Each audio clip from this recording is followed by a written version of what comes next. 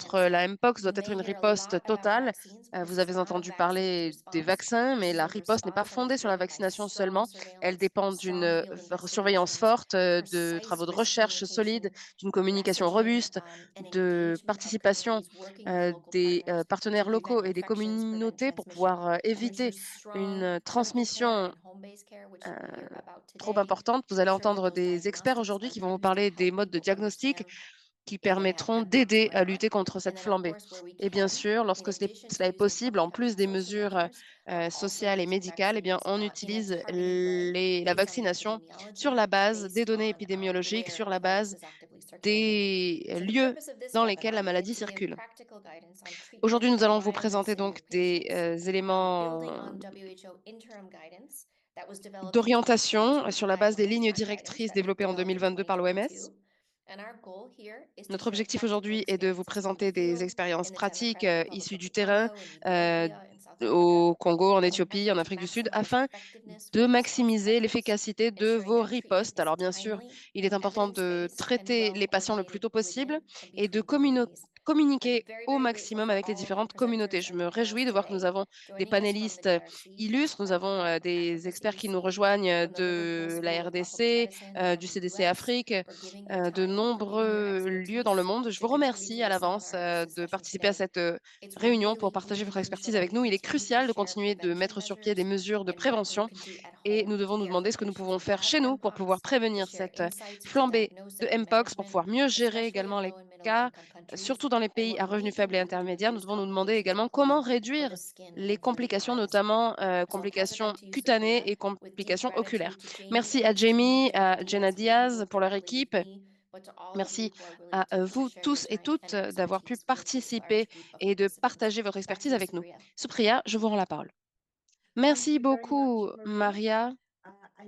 Et à présent, j'invite Dr Espoir Malembanka qui va nous parler des traitements contre la Mpox. Avant cela, j'ai une autre annonce à vous faire. Ce webinaire est interprété vers le français.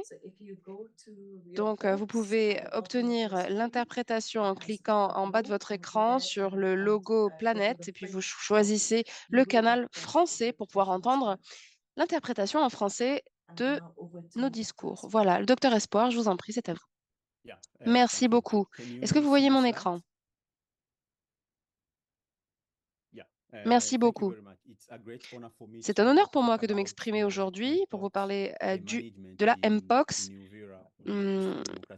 dans la région de Uvira, à l'est de la République démocratique du Congo.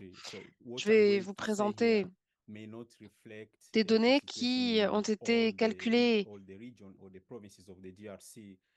dans cette région en particulier, donc ce n'est pas valable pour le reste du pays.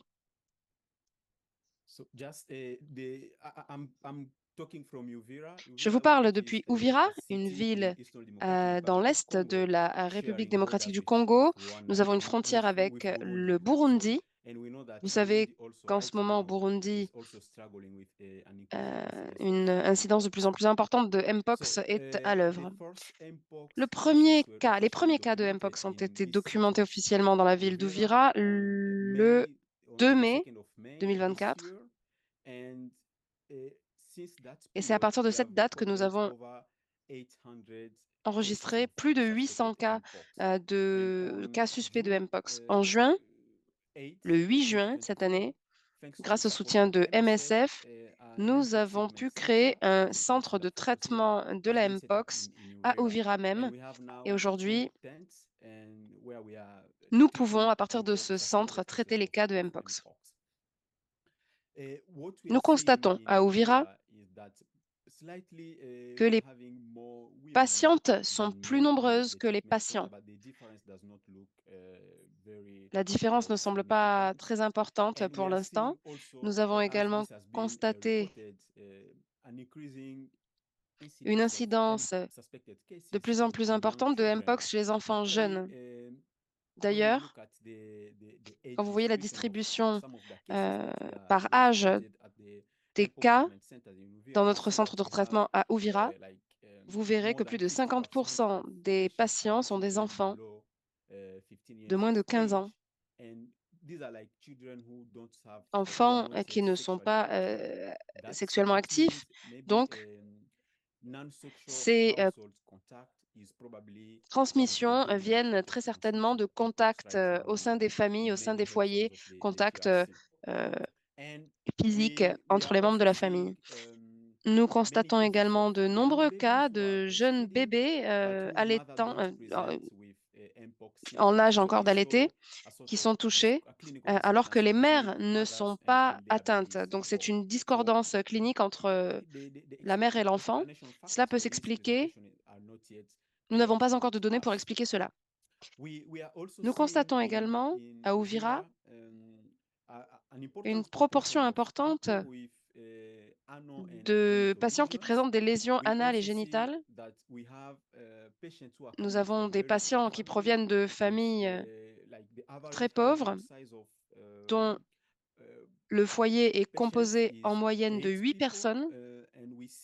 Et nous constatons également que nombre de ces patients partagent des toilettes publiques avec d'autres ou des toilettes communes avec d'autres membres de leur famille. Donc c'est une question qui est liée directement à l'eau, l'assainissement et à l'hygiène à Uvira, qui peut être un facteur de transmission. Et c'est un sujet qui n'a pas encore toute l'attention qu'il mérite. Le défi en matière d'établissement de diagnostic, nous en avons parlé à Uvira. Nous constatons que moins de 20% des cas sont testés. Pour l'instant, nous n'avons pas de capacité de confirmer sur place les cas. Nous avons besoin de faire appel à des laboratoires en dehors de la ville. Et certains échantillons, malheureusement, sont perdus sur le trajet. Pendant plusieurs semaines, nous avons accusé des retards pour recevoir les retours, les résultats des laboratoires. Donc, la plupart des patients quittent notre établissement sans savoir s'ils sont positifs ou négatifs à la maladie. En plus de ces capacités de confirmation de la Mpox, nos capacités de diagnostic sont très limitées en matière de comorbidité. Nous avons des patients atteints de VIH, mais nous ne pouvons pas mesurer leur charge virale. Donc, vous voyez que ce sont de nombreuses difficultés qui nous empêchent de fournir les meilleurs soins à nos patients. Pour ce qui est du diagnostic de la Mpox, le diagnostic est critique, mais il n'est pas toujours suffisant. On a aussi besoin d'avoir une visibilité claire sur toutes les autres comorbidités. L'OMS recommande une isolation au foyer en cas de survenue de maladies bénignes. Malheureusement, on ne peut pas isoler les cas de manière individuelle. Comme je l'ai dit, nous avons une taille de foyer moyenne de 8 personnes chez nos patients. Nous avons un ratio entre le nombre de membres de la famille et de chambres de 4, c'est-à-dire qu'on se retrouve avec 4 personnes dans les mêmes chambres. Vous voyez une illustration d'un foyer, ici par exemple, avec une pièce unique dans laquelle tous les membres de la famille sont réunis. Dans ce cas de figure, il est bien sûr très difficile d'isoler les patients, même dans des cas peu graves. D'autres difficultés, par exemple, il est parfois difficile de savoir si nous souhaitons isoler les patients en sachant que les établissements sont parfois en surcapacité et il faut s'occuper de ces patients.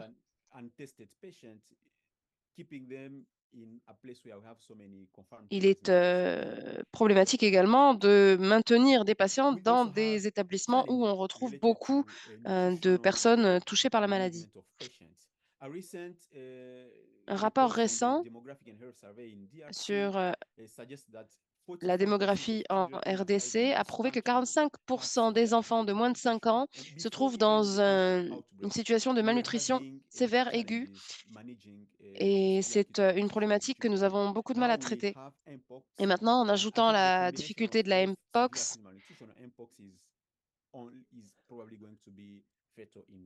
Nous savons que la maladie risque de tuer les patients dans ce cas de figure. L'utilisation des antibiotiques. Il est important d'investir dans la formation de nos agents de santé, car les patients souhaitent obtenir un traitement par intraveineuse, même lorsque leurs symptômes sont très légers. Pour un patient, ne pas recevoir ce type de traitement, ça veut dire qu'on n'a pas été pris en charge.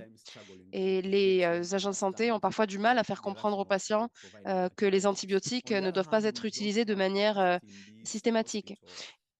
Et il est difficile également d'opérer un suivi dans les établissements. La gestion de la douleur, c'est aussi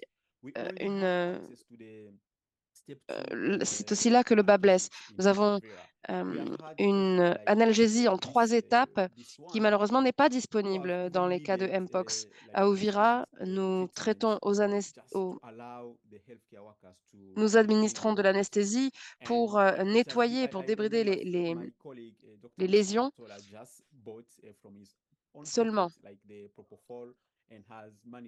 Et certains collègues ont réussi à obtenir de l'hôpital que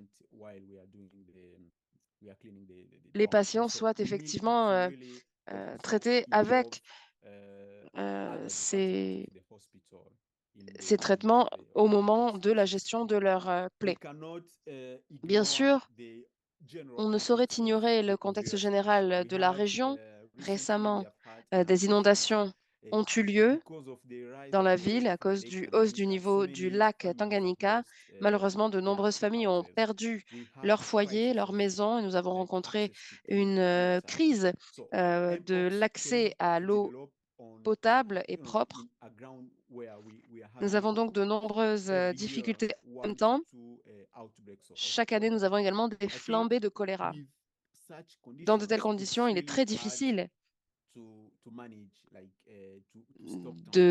d'interrompre la transmission de la Mpox. Pour ce qui est de la riposte à la Mpox, nous ne pouvons pas ignorer les conditions d'eau, d'assainissement et d'hygiène qui prévalent encore malheureusement dans la région. Les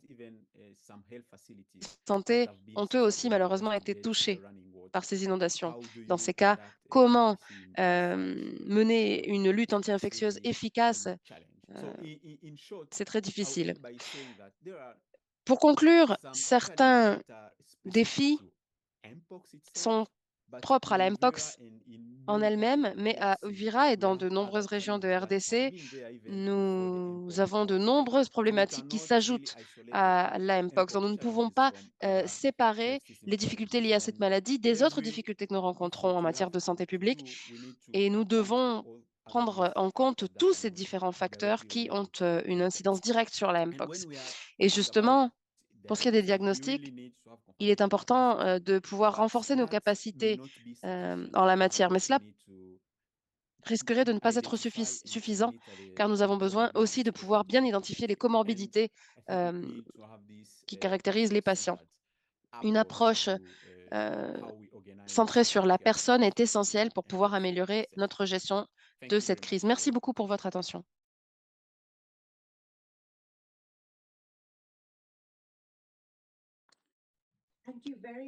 Merci beaucoup, Docteur Espoir, pour ce bon aperçu. Nous allons maintenant passer aux questions-réponses. Comme Maria l'a dit, le docteur Jamie Radens est avec nous, ainsi que le docteur Tania, qui vont m'aider à modérer ce segment. Je vais donc demander au docteur Tania de bien vouloir prendre quelques questions de la boîte à questions. Je demande à nouveau à tous les participants de bien vouloir passer par cette boîte Q&A pour poser leurs questions. Quelqu'un demande quelle augmentation a pu être observée chez les enfants pour la Mpox.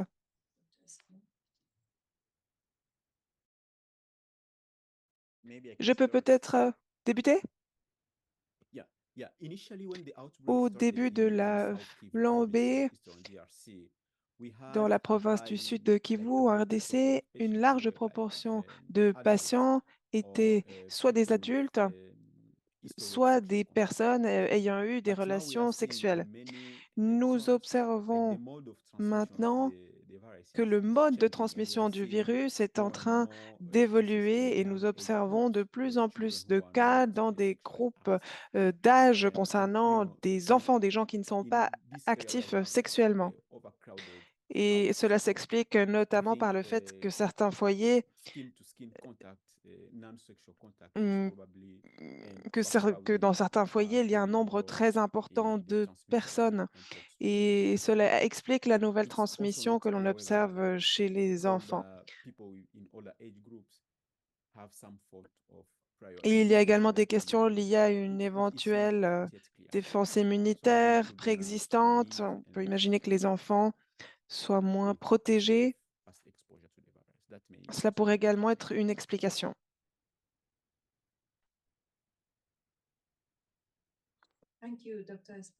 Merci, docteur Espoir. Tania, peut-être que vous souhaiteriez poser quelques questions à docteur Espoir?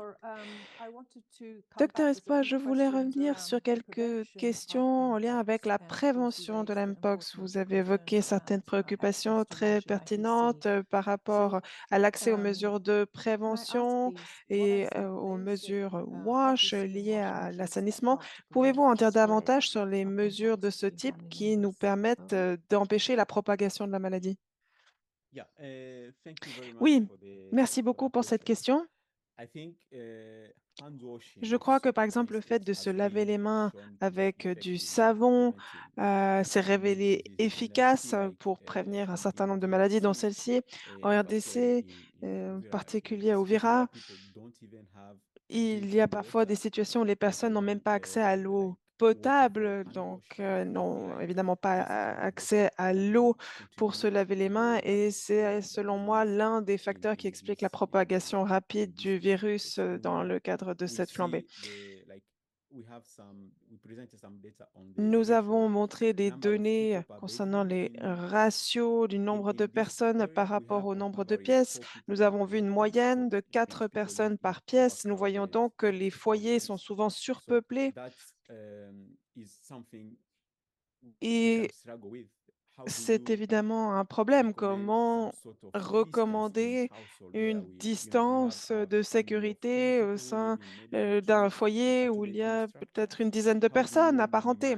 Comment pouvez-vous réduire le contact peau à peau, la proximité dans ces conditions? Certaines des recommandations de l'OMS sont à ce titre particulièrement difficiles à mettre en œuvre dans ce genre de situation. L'isolement, par exemple, le confinement à domicile des patients est également compliqué. Nous vivons dans un contexte où 90% des adultes travaillent dans le secteur informel. Ils doivent donc poursuivre leurs occupations dans la rue, sur les marchés pour nourrir leur famille. Donc, dans ces conditions, comment exiger de ces personnes qu'elles s'isolent jusqu'à ce que le risque d'infection disparaisse? Ce n'est pas réaliste dans ce type de situation. Et je crois que nous devons vraiment repenser certaines de ces recommandations pour les adapter au contexte qui prévalent dans les pays à revenus faibles intermédiaires. Tania, merci beaucoup. Je suis tout à fait d'accord avec vous. Il faut se montrer plus réaliste et adapter les orientations et lignes directrices mondiales publiées par l'OMS. En lien avec cela, il y a une question portant sur la transmission de la maladie. Comment la transmission se fait entre les membres d'une même famille? Quels sont les modes de transmission que vous avez observés dans votre cas? Réponse.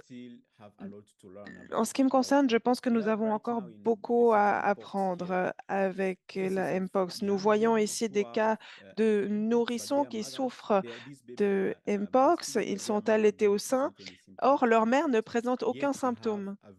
Mais nous avons évidemment un contact étroit entre les mères et leurs nourrissons. Donc, pour nous, c'est encore un mystère comment cette transmission se fait de la mère à l'enfant. Nous observons également d'autres cas, des cas qui se multiplient au sein d'un seul et même foyer, notamment entre les jeunes enfants. Nous pensons donc que le contact de peau à peau pourrait être une explication, à peut-être un contact par gouttelette. Toutes ces voies de transmission sont possibles et nous menons actuellement des recherches pour essayer de comprendre l'importance de chaque mode de transmission dans la transmission actuelle de la maladie de Mpox dans la RDC orientale. Merci. Peut-être une dernière question? Quelle est, selon vous, la trousse minimale pour les soins à domicile? Que peut-on faire? Qu'est-ce qui est réaliste en termes de fourniture sur le terrain? Ce qui est réaliste ou rapidement accessible, je pense qu'il faut encourager les pratiques en lien avec l'hygiène, par exemple, le lavage des mains avec du savon. Ça, c'est quelque chose qui est faisable. D'autre part, nous rencontrons des difficultés dans l'accès à l'eau sûre dans ce domaine. Et c'est un problème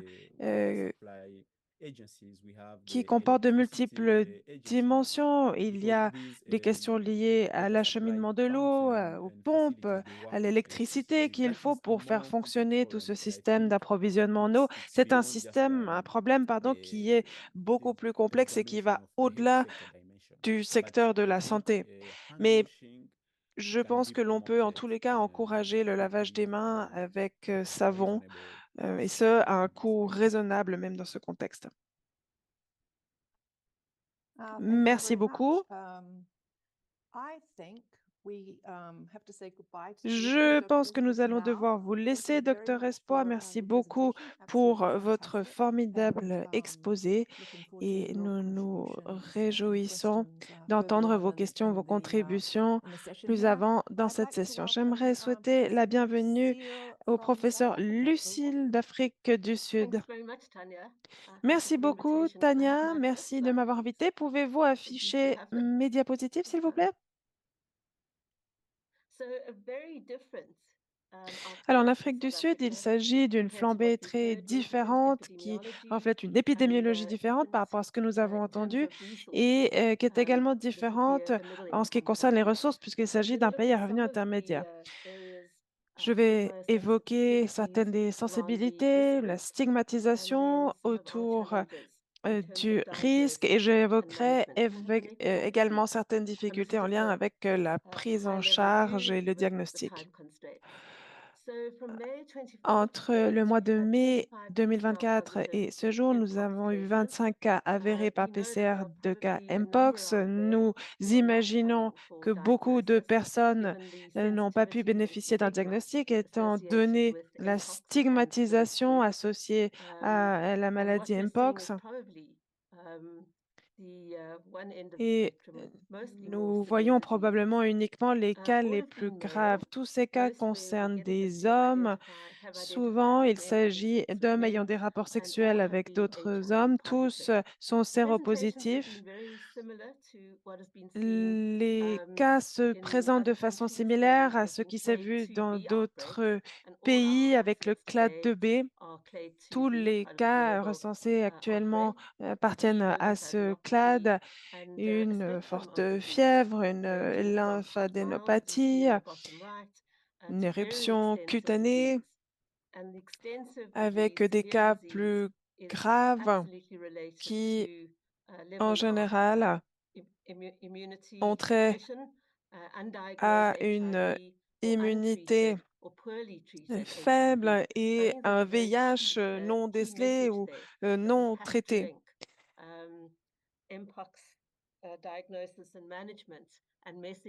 Et c'est un élément dont il faut tenir compte. Il faut intégrer les personnes qui souffrent de Mpox au programme qui prennent également en charge le VIH. Nous avons recensé 3 décès. L'une des personnes souffrait d'une pneumonie lobaire. avec un début de symptômes tardifs, un problème dans la pose du diagnostic. Deux autres, pardon, l'un souffrait d'une pneumonie lombaire, deux ont présenté des symptômes sur le tard. Certains patients ont également pas eu tout de suite accès au bon diagnostic, en raison notamment d'une infection fongique. Nous avons peu de tecovirimat à disposition. Les doses nous ont été fournies entre autres par l'OMS. Nous les avons dispensées conformément aux lignes directrices de l'OMS dans 5 cas jusqu'à aujourd'hui. Le plus grand problème pour nous réside dans le diagnostic. Nous avons l'appui du secteur privé et de différents laboratoires pour l'utilisation du PCR et dans les 24 heures, en général, nous pouvons poser un diagnostic qui nous permet de confirmer ou d'infirmer la présence de Mpox. Le problème réside dans le diagnostic différentiel très large. Lorsqu'il y a une flambée, les gens ont tout d'un coup peur de passer à côté de la maladie et ils en oublient parfois leur expérience clinique. Nous avons eu de nombreux cas de varicelle, notamment. Il n'est pas toujours facile de faire la distinction avec Mpox et puis un certain nombre de maladies également qui, hors flambée, seraient gérées en fonction d'une même épidémiologie. Par exemple, les enfants qui souffrent de pieds, mains, bouche, en général, ce ne sont pas des cas que l'on confond avec la Mpox, mais en raison de la flambée, et il y a cette confusion. Les compétences cliniques sont au cœur du problème puisque les personnes concernées ont peur de passer à côté d'un diagnostic de Mpox. Il y a également les IST, les infections opportunistes qui peuvent se retrouver chez les mêmes personnes. Il y a un surdiagnostic parfois en raison d'un manque de ressources, de stigmatisation. Il faut également se rappeler que certains de ces diagnostics alternatifs, notamment des cas de varicelle grave chez les adultes, exigent également un traitement. Il ne s'agit pas uniquement de Mpox, il s'agit de prendre en charge chaque maladie de façon adéquate. En ce qui concerne la prise en charge, nous avons beaucoup parlé de cette trousse du paquet de soins. Il s'agit de traiter les infections secondaires, cela demeure important. Nous disposons de bonnes lignes directrices. Il y a également les soins cutanés. Généralement, c'est ce que l'on me demande le plus. Que faut-il faire en matière de soins cutanés? Nous avons besoin d'orientation. Et puis, le confinement à l'hôpital, à la maison est difficile à mettre en place. Je crois que l'objectif, c'est de faire le lien entre le diagnostic, le traitement et la prévention avec les programmes VIH. Nous savons, grâce aux épidémies précédentes, que l'on a tendance à négliger les infections opportunistes. Et pour la Mpox, il est essentiel de diagnostiquer notamment rapidement le VIH et de fournir les soins nécessaires, étant donné que cela peut mener à des complications en cas de Mpox. Il faut également s'occuper des IST, des infections opportunistes. Il faut également disposer de bonnes lignes directrices en ce qui concerne la mise en route de traitements aux antirétroviraux. Nous avons eu un patient que vous voyez dans la photographie ci-dessus qui a pris du tecovirimat durant 2 semaines, ainsi que des ARV. Il est sorti de l'hôpital après 2 semaines et est revenu avec des lésions plus importantes. Et il est difficile de savoir s'il s'agit d'iris, donc d'un syndrome inflammatoire, de reconstitution ou des causes de técovirimate. Donc, il y a également des préoccupations liées au type de traitement et aux effets secondaires. Puis, il y a les considérations psychosociales, la stigmatisation, le fait qu'il s'agit de questions sensibles, tant pour le diagnostic du VIH, dans le contexte d'hommes ayant des relations sexuelles avec d'autres hommes en Afrique que pour l'Mpox. Il faut prendre en charge ces cas avec beaucoup de tact. Il est très difficile également de retracer les contacts. Les personnes ne savent plus très bien qui elles ont fréquenté ou ne veulent pas le dire.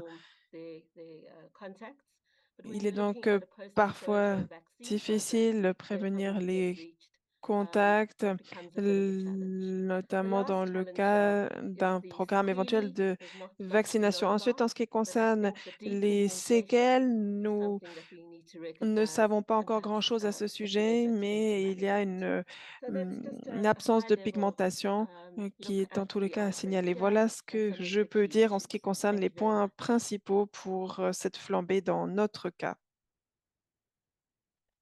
Merci beaucoup. Thank you very much, Dr. Merci Lucille. beaucoup, Dr. Lucille. Now, we would like to ask the participants to Nous put aimerions questions, maintenant for you. demander aux participants de poser leurs questions. Merci d'avoir présenté vos divers scénarios. Je vais demander à Tania de bien vouloir à nouveau modérer ce volet questions-réponses. Merci. De nombreuses questions portent sur la stigmatisation et sa raison d'être. Est-ce qu'il s'agit d'un problème lié à de fausses informations qui circuleraient au sein de la communauté? Pourquoi ces personnes ont-elles peur du dépistage? D'où vient cette peur? Plusieurs questions portaient là-dessus. Puis, il y avait également une question autour des soins les plus appropriés sur le plan cutané. Je sais que nous y reviendrons, mais pouvez-vous nous en dire davantage pour ce qui est de l'ensemble de soins prévus en Afrique du Sud? Réponse, oui, je vais commencer par la deuxième question. Je pense que la recommandation consiste à veiller à ce que la peau soit propre et sèche et à traiter toute infection secondaire au niveau de la peau. Nous avons besoin de davantage d'orientation pour définir un paquet de soins dans les pays à revenus faibles et intermédiaires. Cela manque à l'appel actuellement. On se demande également s'il faut faire des bains de bicarbonate de sodium. Ce n'est pas tout à fait clair. Je crois que l'idée est de maintenir la peau propre, sèche et de veiller à traiter les infections secondaires le cas échéant. Vous voyez que de nombreuses lésions se situent dans des zones très sensibles où on peut imaginer qu'il y ait des lésions secondaires, par exemple dans la région périanale.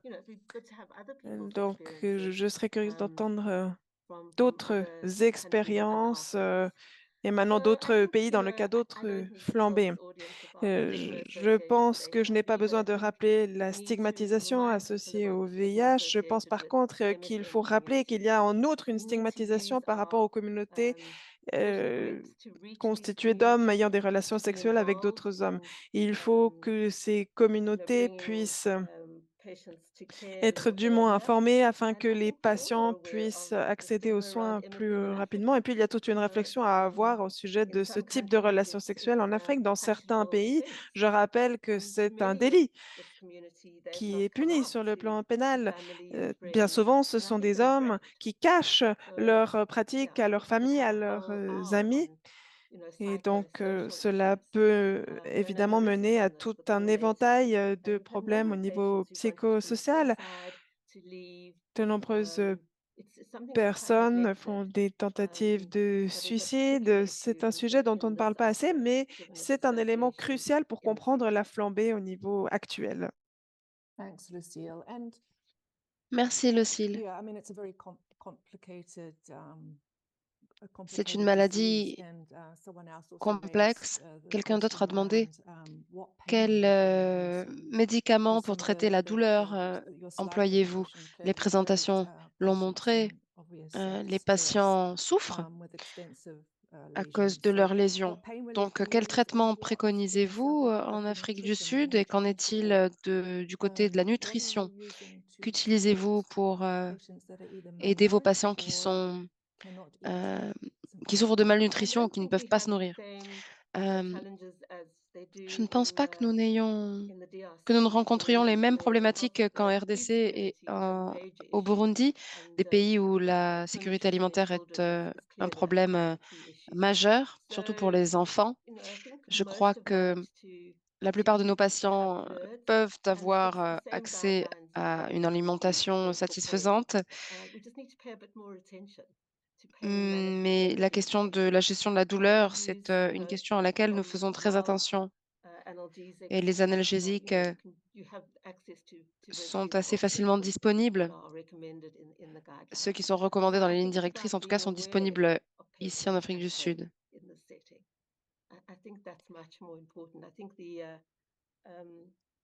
Les médicaments et les moyens de soutien sont bien présents, mais ce qu'il est difficile de faire, c'est d'accompagner les patients dans les centres de soins.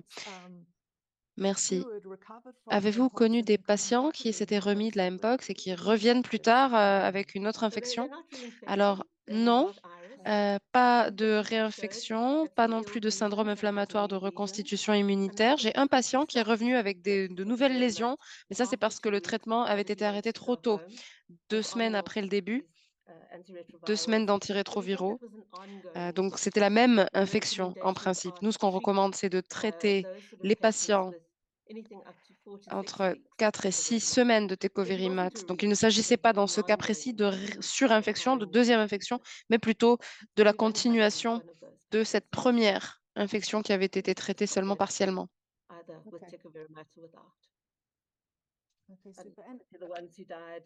Et pour les patients qui sont décédés, malheureusement, nous sommes arrivés trop tard. D'accord. Avez-vous eu des enfants dans votre service? C'est une question qui a été posée. Est-ce que des enfants ont pu se remettre de la maladie par rapport aux adultes? Cela n'était pas dans votre exposé, mais quelle est votre expérience? Nous n'avons traité aucun enfant. La question s'adressait peut-être au groupe de la RDC. Un contexte plus difficile avec, bien sûr, des enfants, des patients pédiatriques. L'interprète signale que le son de Tanya Kelly est inaccessible. Tanya, you're muted. Excusez-moi. Docteur Espoir, est-ce que vous pouvez répondre à la question posée sur les cas pédiatriques? Avez-vous constaté que les enfants se remettaient plus vite que les adultes dans le cadre de cette flambée? D'après mes observations, il me semble que la durée du séjour hospitalier est plus long pour les enfants, surtout s'ils sont plus jeunes par rapport aux adultes. Les enfants qui présentent les formes les plus sévères de Mpox, les enfants présentent des formes plus sévères que les adultes. Les enfants ont davantage besoin de soins intensifs que les patients adultes, c'est ce que nous constatons. Mais nous publierons justement quelque chose là-dessus très bientôt. J'aimerais saisir cette opportunité pour souligner que l'un des facteurs de risque pour la Mpox, c'est justement le contexte familial et c'est très difficile à gérer parce que c'est lié au contexte socio-économique des patients. Mais nous savons que les vaccins peuvent aider à enrayer les cas de transmission à cause de ces contacts rapprochés. Nous sommes en train de faire un questionnaire en RDC pour évaluer dans quelle portée est-ce que cette vaccination peut être efficace dans nos contextes. Bien sûr, nous ne pouvons pas changer la situation des patients pour ce qui est de leur pauvreté, mais nous pouvons les aider du point de vue vaccinal. Merci beaucoup, Espoir. Et merci beaucoup, Lucille, pour cette présentation excellente et pour les réponses aux questions qui vous ont été posées. Je vais donner la parole maintenant à Supriya. Merci Thank beaucoup, you very much, Tania. Tanya. And now we get to the Nous allons really entrer exciting panel dans discussion, la table at ronde which I tant request, attendue. Jamie Rylance, docteur Rylance, qui est responsable technique to moderate et qui along va with s'occuper de la Tanya, modération who avec you're gonna hear Tania just now. d'ailleurs de cette table And we ronde. have as panelists Nous Dr. avons Andy Dr Boulabula, Andy Boulabula, Steve Dr Woolley, Steve Woolley, Dr. Dr Nerissa Nerissa Moodley, Moodley and et Dr Dr. Steve Steve Ye Ye and Dr. et Dr Jean-Claude Jean-Claude Mwanza Mwanza. parmi Over to les you, Jamie intervenants. and Tanya. Jamie et Tania, je And I know vous you have rends some la exciting parole. questions Je for ne this doute pas que vous avez de group of nombreuses questions très panelists. Over to intéressantes you. pour nos orateurs. Merci. Oui, les questions sont intéressantes, mais je ne doute pas que les réponses le sont encore plus. Pour commencer, nous avons une bonne transition offerte par Espoir qui nous a présenté toute la complexité des contextes. Docteur Boulabula, vous pouvez nous parler peut-être des mesures pratiques à mettre en place dans les foyers pour stopper la transmission de la Mpox dans les foyers, justement, par rapport aux différents environnements dans lesquels elle se propage, la maladie. Andy, c'est à vous. Merci beaucoup pour cette question. Je vais vous présenter des diapositives très courtes au sujet de ces questions de lutte anti-infectieuse, même si, bien sûr, ces mesures concernent les patients en établissement hospitalier. Bien sûr, ces mesures peuvent être utilisées dans les foyers. Dans certains contextes dans lesquels la situation économique est très compliquée, on se retrouve dans des environnements de vie quotidienne qui sont très serrés, avec de nombreuses personnes vivant dans des pièces exiguës, et le contact se fait, un contact proche entre les membres d'une famille, et devient très difficile de mettre en œuvre les moyens de lutte anti-infectieuse habituels.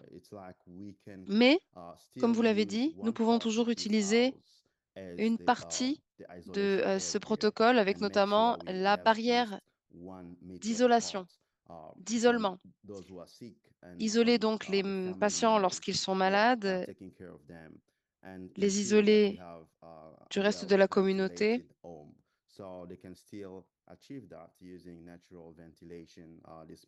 tout en ventilant les pièces dans lesquelles les patients évoluent, en ouvrant les fenêtres, les portes notamment. L'hygiène des mains, le lavage régulier des mains, c'est une mesure essentielle. Et bien sûr, nous avons de nombreux moyens de lutter contre la propagation de l'infection, moyens qu'il faut absolument mettre en œuvre dans les régions les plus pauvres.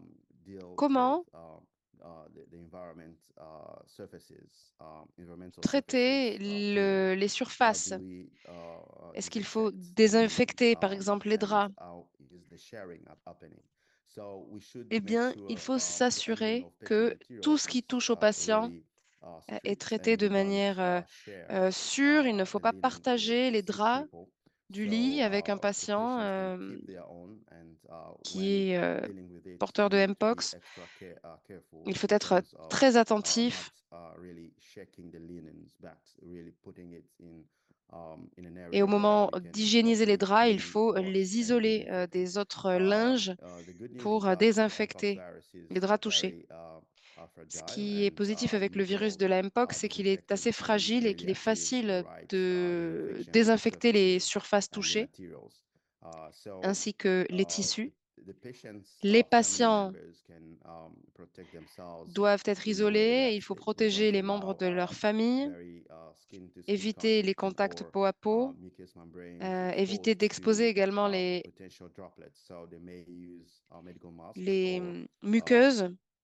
Donc l'usage des masques est recommandé.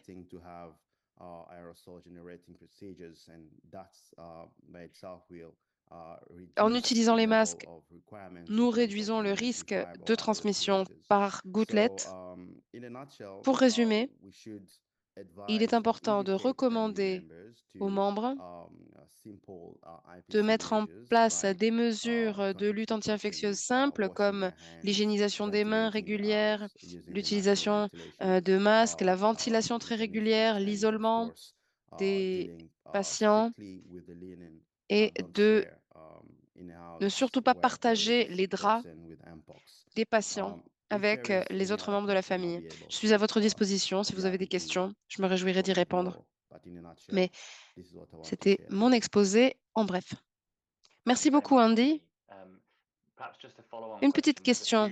Nous avons quelques interrogations dans la boîte de dialogue sur les lieux de transmission. Les lieux de transport public, notamment, ont été mentionnés. Avez-vous quelque chose à dire sur ce sujet? Quelles mesures de protection fonctionnent pour éviter la transmission en dehors du foyer? Merci pour cette bonne question. Alors, il est très important de ne pas oublier qu'il ne faut surtout pas entrer en contact avec les lésions des personnes touchées. Il faut se laver les mains le plus régulièrement possible, désinfecter, nettoyer et désinfecter les surfaces. Et bien sûr, lorsqu'on constate une éruption cutanée ou le moindre premier signe, eh bien, il faut voir un médecin le plus vite possible. Tout d'abord, les précautions de contact sont importantes. La ventilation des lieux dans lesquels on retrouve de nombreuses personnes, c'est essentiel aussi. Et bien sûr, l'hygiénisation, la désinfection des surfaces, c'est un autre élément clé. Et pour ce qui est de l'étiquette cough, cela s'inscrit dans un ensemble de mesures de lutte anti-infectieuse qu'il faut utiliser. La distanciation physique, dès qu'elle est possible, doit être employée avec une distance de 2 mètres, si possible, à observer par rapport à la personne malade, surtout si cette dernière présente des symptômes. Je vous rends la parole. Merci. Donc, vous nous parlez de mesures générales de lutte anti-infectieuse, rien de spécifique par rapport à la Mpox, à part l'isolement à la maison et la ventilation. Merci beaucoup. Docteur Nerissa Moodley, je me tourne vers vous. De nombreuses questions qui concernent la dermatologie. Revenons sur la question de la maladie sévère, mais une question intéressante a été posée dans le chat, qui est la suivante. Quelle est l'éruption cutanée typique de Mpox? À quoi est-ce que cela ressemble? Et dans quelle mesure est-ce qu'on peut s'attendre à des éruptions typiques ou atypiques? Souhaitez-vous commencer par là, Nerissa?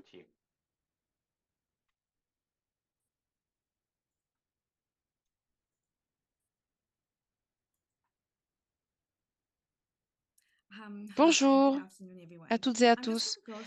Je vais vous présenter certains cas que j'ai pu voir, des cas de Mpox. J'ai vu ces patients à l'hôpital et cela vous donnera une idée de ces lésions.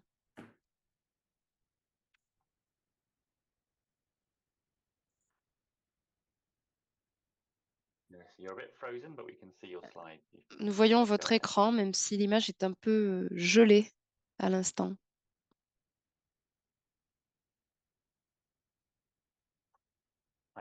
Peut-être qu'il faudra revenir un peu plus tard sur la présentation de Nerissa. Ah, je vous en prie. Allez-y.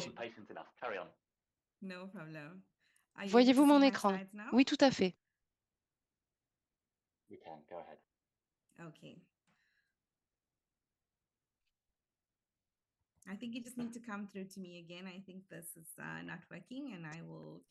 Je crois que ça ne fonctionne pas et je vais devoir partager avec vous mon écran. Est-ce que cela fonctionne? Ah, très bien. Oui, nous voyons votre deuxième diapositive. Oui, nous voyons cette diapositive. Très bien, donc nous avons un cas d'un homme de 39 ans qui a des comorbidités notamment. Euh, il s'est plaint d'éruptions cutanées depuis 2 semaines, une éruption douloureuse. Et à l'examen, le patient était tout à fait conscient, il était alerte, coopératif. Euh, il a constaté des vésicules généralisées sur son visage, sur les membres supérieurs, inférieurs, le tronc, sur le crâne également.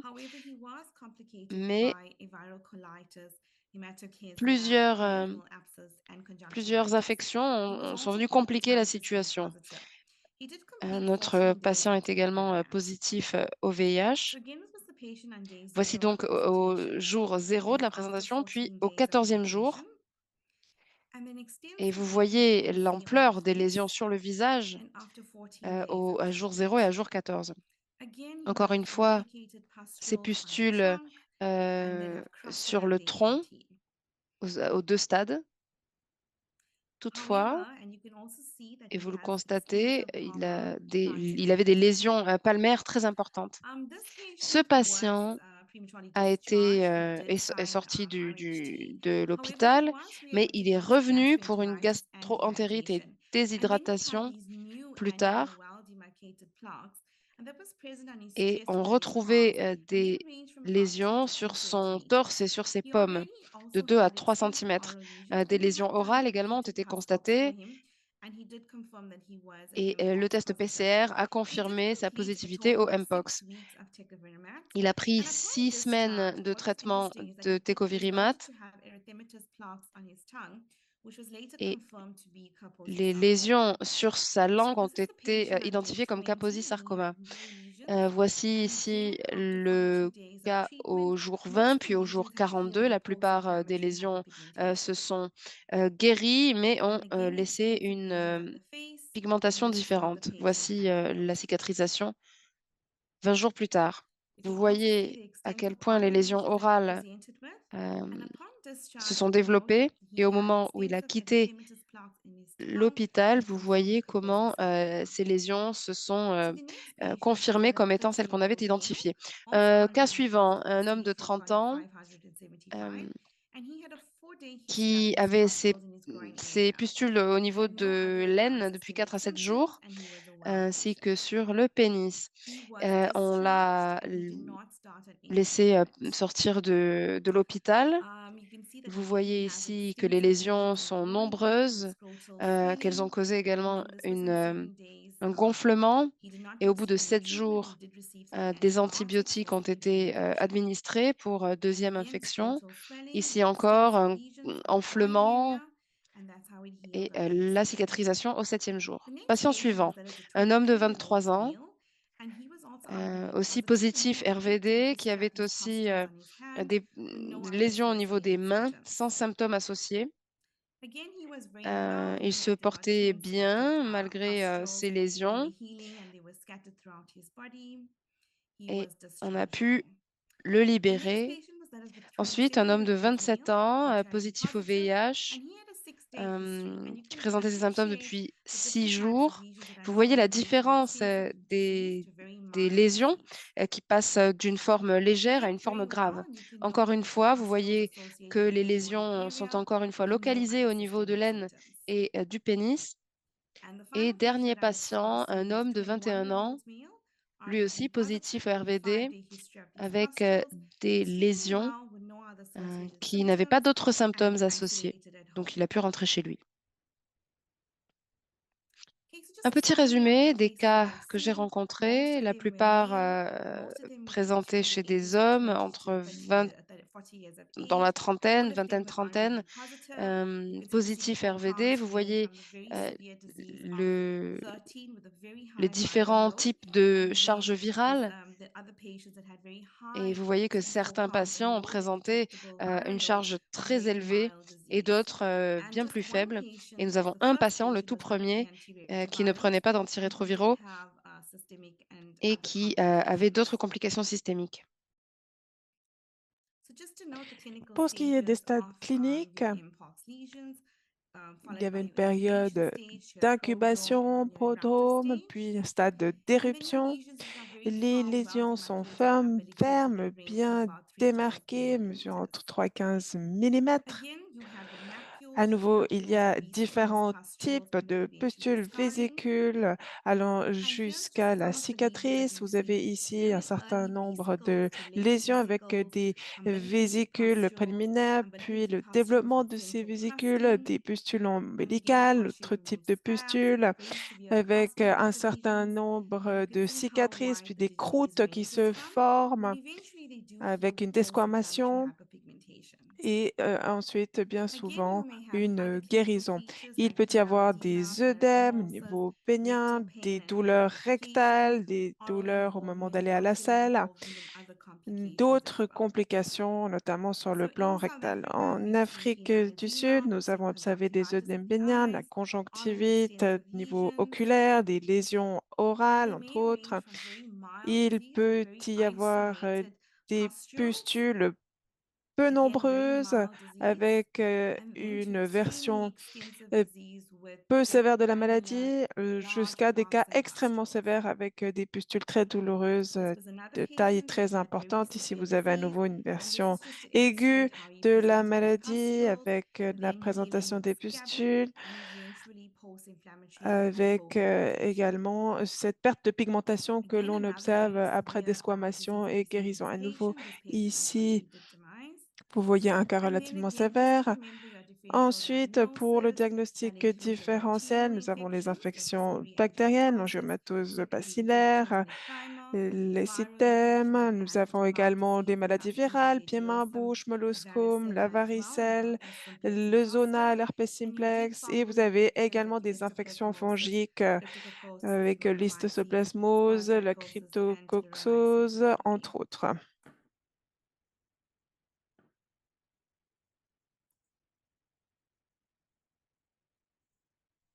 Merci.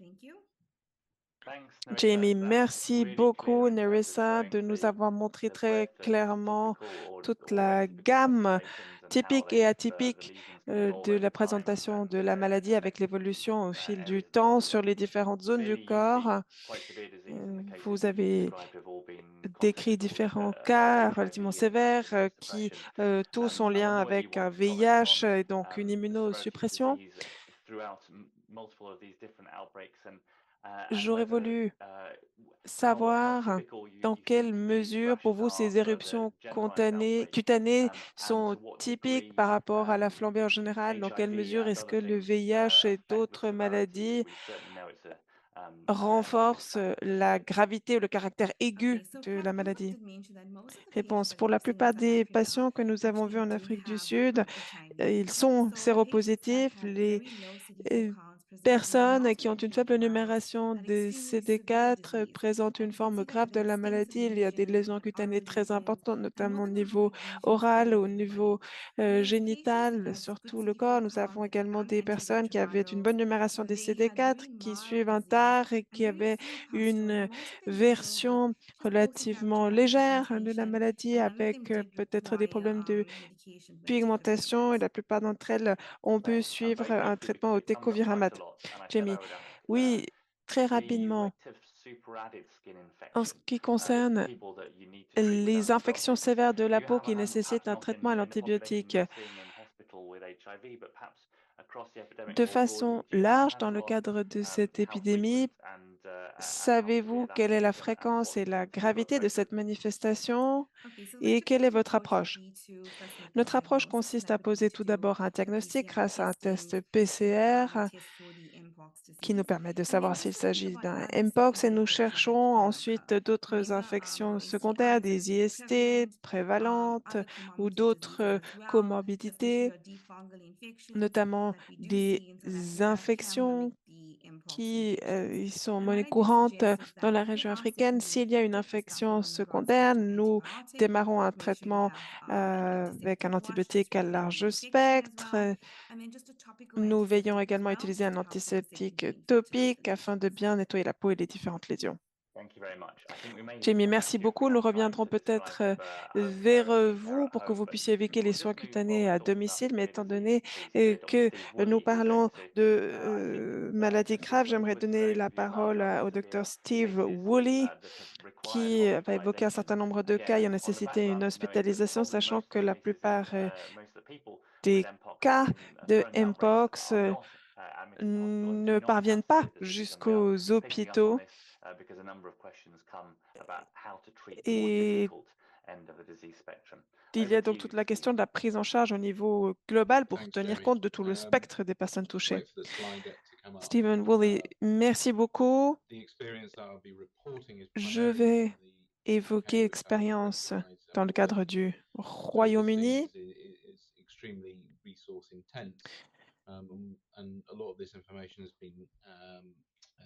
Toute cette flambée nécessite de grands moyens. Nous avons exploité notre propre réseau pour obtenir les données, pour faire la présentation qui va suivre. Ce sont des données que nous avons partagées avec nos collègues, notamment en Afrique du Sud. Mon objectif est de donner un aperçu de cette maladie chez les patients hospitalisés. Alors, je ne vais pas parler de maladies ophtalmiques. Il y a des spécialistes ici qui peuvent en parler mieux que moi, mais je crois qu'il faut plutôt évoquer les autres maladies qui peuvent apparaître dans le cas d'Mpox, par exemple les maladies affectant le système nerveux central. Il y a également des maladies des tissus avec des affections cutanées très profondes. Nous avons également observé dans notre cohorte des problèmes en lien avec des pathologies rectales aiguës, notamment chez les patients immunodéprimés, non seulement en raison d'un VIH, mais également en raison d'autres infections préexistantes. Diapositive suivante. Mes collègues de Sheffield ont pris en charge un cas d'encéphalite qui s'est avéré en lien avec une Mpox. Il s'agissait d'une femme de 35 ans, ce qui constitue un profil peu fréquent dans le cadre de la flambée, puisque nous savons que c'est une maladie qui touche principalement les hommes et principalement les hommes qui ont des relations sexuelles avec d'autres hommes. Elle présentait des céphalées. Nous avons d'abord pensé à un herpès simplex. Nous avons entamé un traitement dans ce sens, mais très rapidement après son admission, nous nous sommes rendus compte qu'elle souffrait de la maladie Mpox que nous avons pu objectiver grâce à un PCR.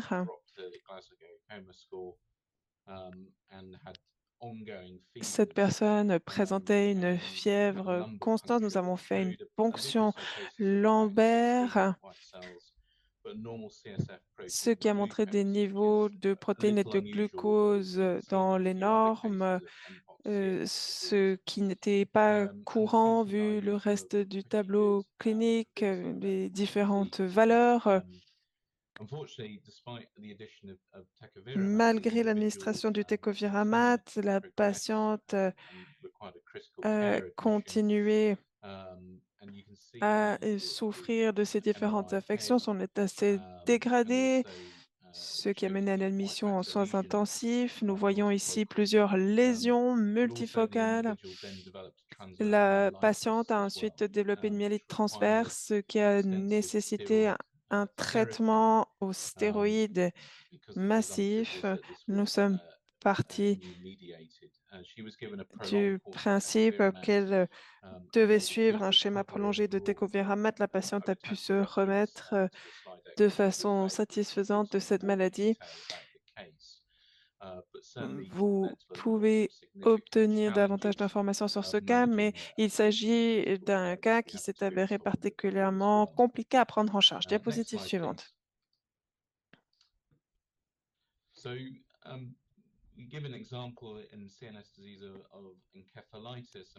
Pour les maladies qui touchent le système nerveux central, nous avons donné les exemples d'encéphalite, de myélite, mais il y a également des cas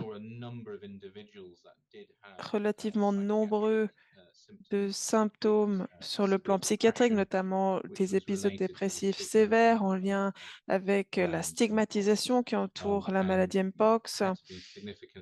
Nous avons dû prendre en charge ces cas sur le plan psychiatrique, étant donné que les patients étaient en isolement dans des unités spécialisées, ce qui s'est avéré particulièrement difficile, même dans les cas modérément graves sur le plan de la maladie Mpox.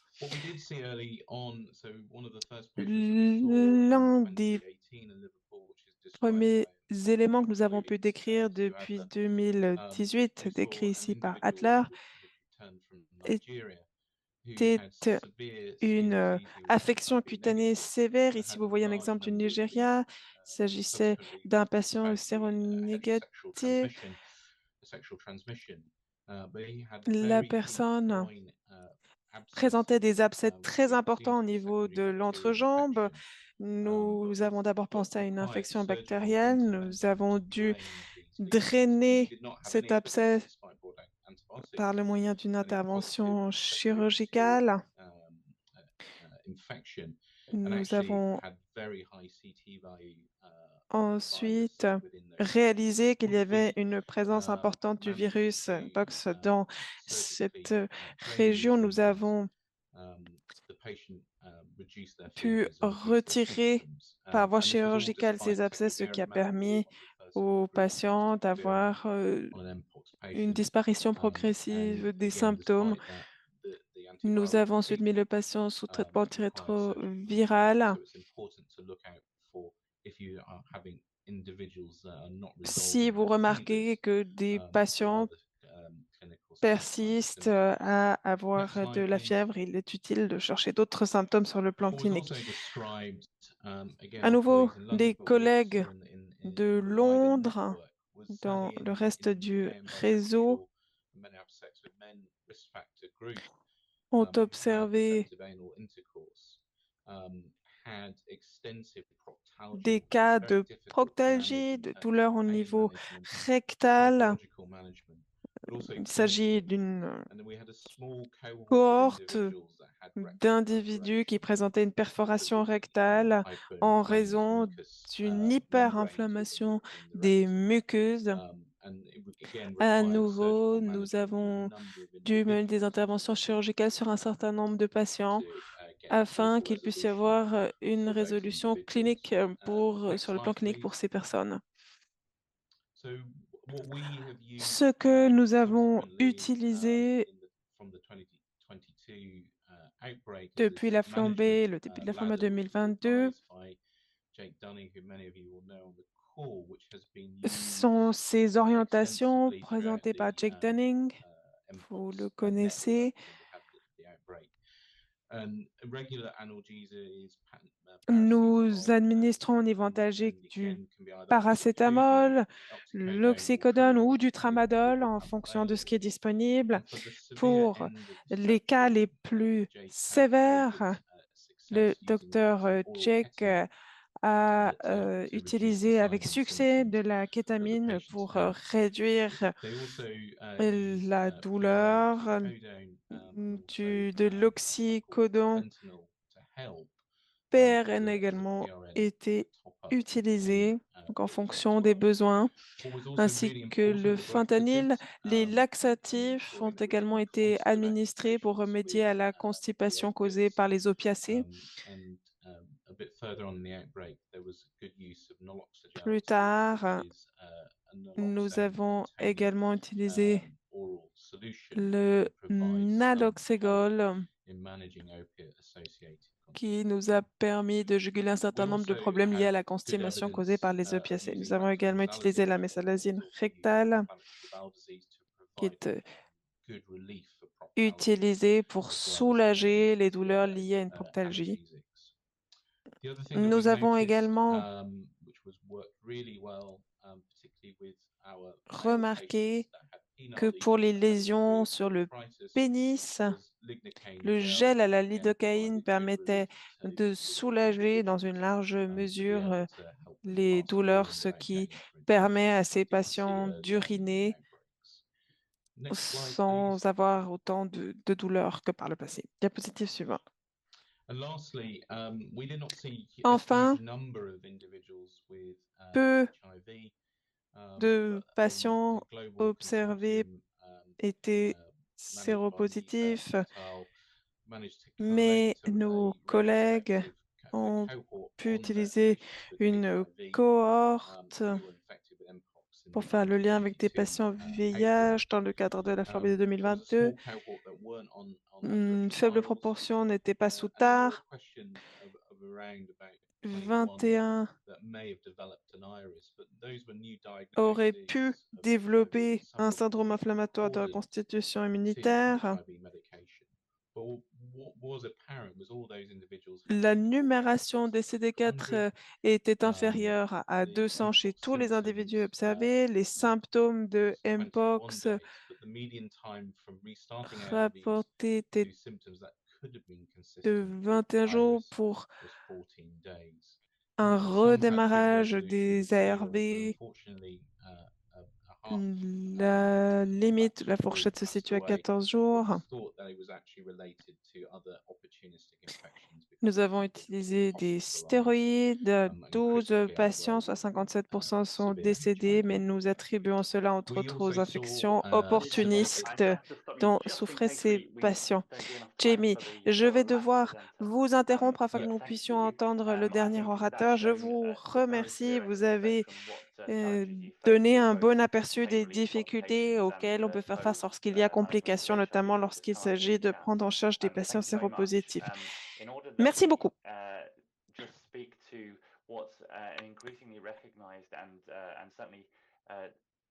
Il s'agit les problèmes ophtalmologiques dans le cadre des infections opportunistes constituent un problème grandissant. Lorsqu'on parle de Mpox, il y a des complications immédiates et également à long terme, et cela représente une grande préoccupation pour les patients. Entre autres, je voulais donner la parole à ce titre à Steve Yeh afin qu'il puisse nous donner un aperçu du traitement et de la situation qui est observée jusqu'à présent. Steve, je vous donne la parole. Merci beaucoup. Je serai bref. Mes collègues ont souligné la nature pluridisciplinaire de la Mpox. Est-ce que l'on peut afficher ma présentation? Je suis spécialiste en maladies oculaires, notamment maladies infectieuses. J'ai évalué un certain nombre de cas en RDC récemment. Diapositive suivante, s'il vous plaît. L'œil constitue une fenêtre sur d'autres maladies infectieuses émergentes. Et ces maladies se manifestent de façon singulière. On peut penser à Ebola avec cette rougeur. La Mpox se manifeste au niveau de la cornée et c'est quelque chose que nous avons observé, notamment en ce qui concerne certaines formes de grippe aviaire. Et cela me permet de faire le lien avec ce qui a été observé au Congo par notre collègue au niveau des manifestations oculaires. Diapositive suivante.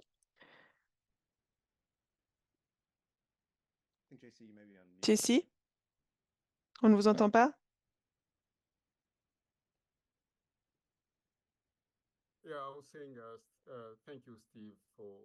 Merci, Steve. La Mpox a des effets oculaires importants.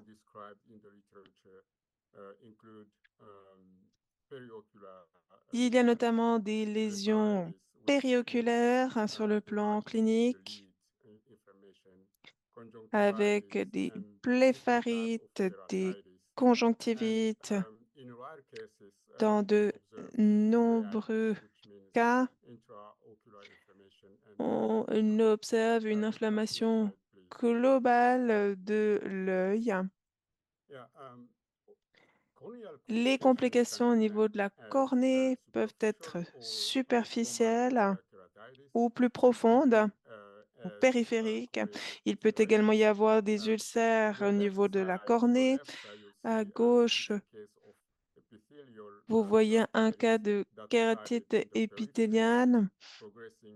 On voit qu'il y a une progression vers le centre de la cornée. Au milieu, vous avez un autre cas de kératite périphérique. Excusez-moi. Diapositive précédente, s'il vous plaît. L'ulcération de la cornée constitue une complication sérieuse qui peut mener à d'autres complications si ce n'est pas correctement traité ou si le traitement survient trop tard. Ici, vous avez un cas d'ulcération de la cornée qui peut être traité. Vous avez donc les photos avant et après traitement.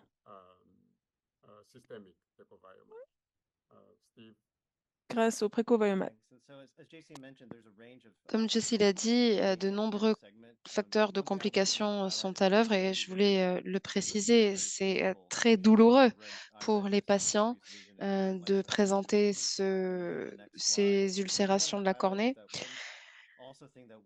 Un autre élément qu'on constate et qu'on retrouve dans la littérature en matière de lutte anti-infectieuse, c'est qu'on remarque des cas positifs de Mpox.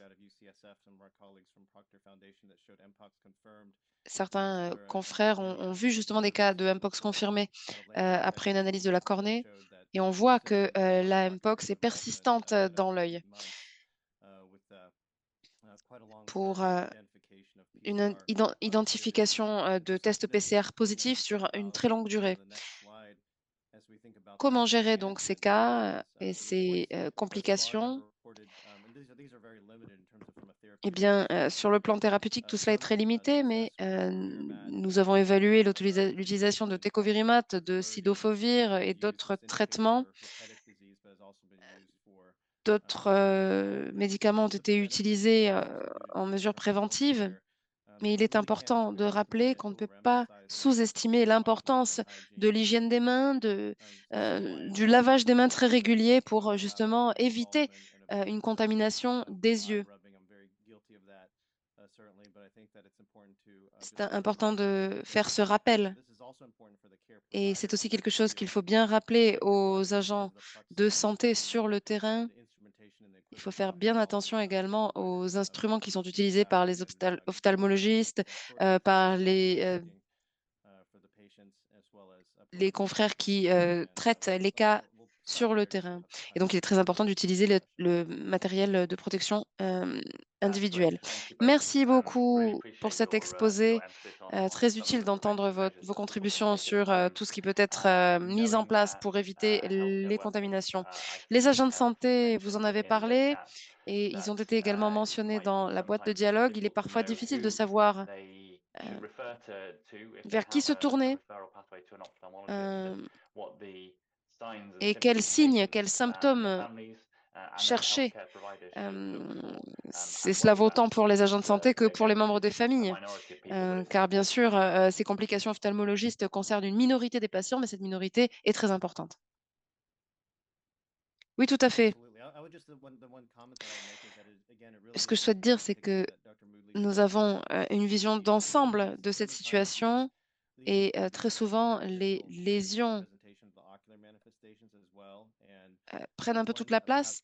Et un cas qui nous a beaucoup inquiétés, c'est un cas à San Francisco où aucune lésion cutanée n'a été constatée. Mais dans la plupart des cas, les lésions faciales ont des conséquences de complications oculaires. Alors, vous l'avez dit, ce sont des cas minoritaires, mais il est très important de s'y atteler. Donc, quelles questions poseriez-vous en tant qu'agent de santé pour identifier justement les patients qui pourraient présenter un risque de présenter des complications oculaires? Je crois que quand on pense aux symptômes oculaires, on a tendance à penser à la sensibilité oculaire, aux rougeurs, à l'irritation. Moi, j'aime associer cela à nos compréhensions des maladies qui peuvent être liées au syndrome inflammatoire de reconstitution immunitaire. Euh, Certains patients risquent une détérioration de leur vue après cette infection. Donc, il est important d'être très attentif aux premiers symptômes. Nous sommes toujours en train d'en apprendre beaucoup sur l'évolution de la maladie, mais la conjonctivite ou les rougeurs au niveau des yeux sont tout autant de symptômes à détecter le plus tôt possible. Bien sûr, ça peut être complexe. Merci beaucoup. Avant que Supriya ne s'en prenne à moi parce que j'ai pris trop de retard, j'aimerais remercier tout le monde. Merci beaucoup pour votre temps, pour votre expertise et vos exposés. Euh, je vous ai renvoyé dans la boîte de dialogue vers les différentes ressources de l'OMS, les pages qui vous sont disponibles, les questions-réponses, ainsi que vers le plan de préparation et de riposte aux urgences. Plan présenté par Maria Van Kerkhove au début de notre conversation, plan qui présente comment gérer ces cas et bien sûr les défis sont très nombreux. Merci. Supriya, je vous en prie. Merci Jamie et merci beaucoup à toutes et à tous pour cette séance. Merci aux panélistes. Je me demandais comment cette séance allait se dérouler. Et nous avons tant d'émoticônes, cœurs et applaudissements que je m'en réjouis. Je vois que c'est une séance couronnée de succès. Jenny, avez-vous d'autres questions à souligner qui nous viennent des participants? Il nous reste 4 minutes. Très bien. Une dernière question peut-être.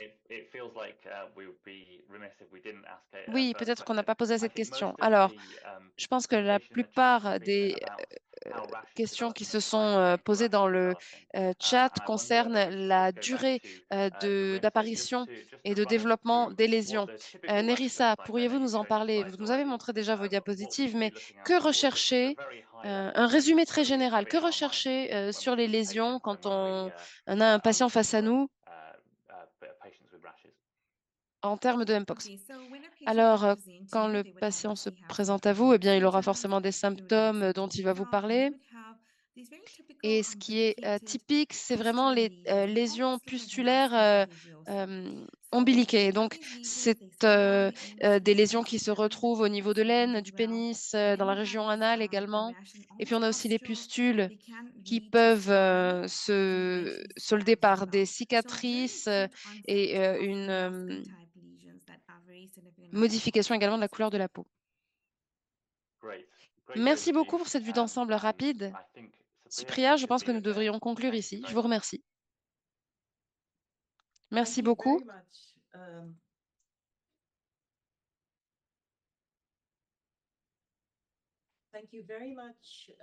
Merci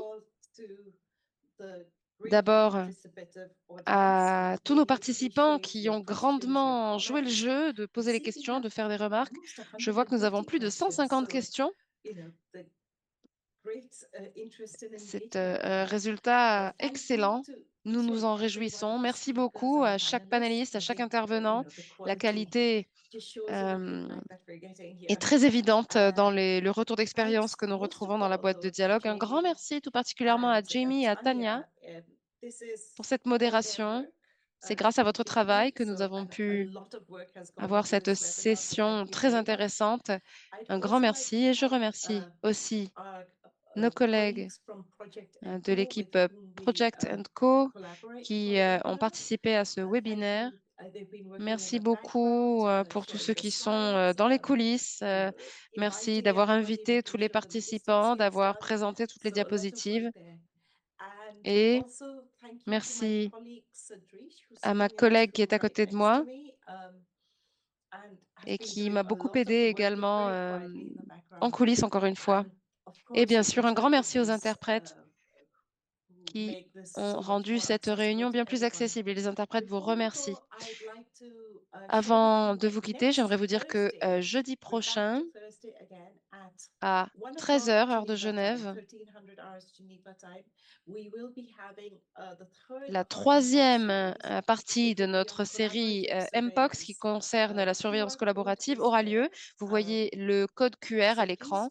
Rejoignez-nous, n'hésitez pas et nous attendons avec intérêt de vous revoir la semaine prochaine et de vous entendre. Une fois de plus, un grand merci et au revoir.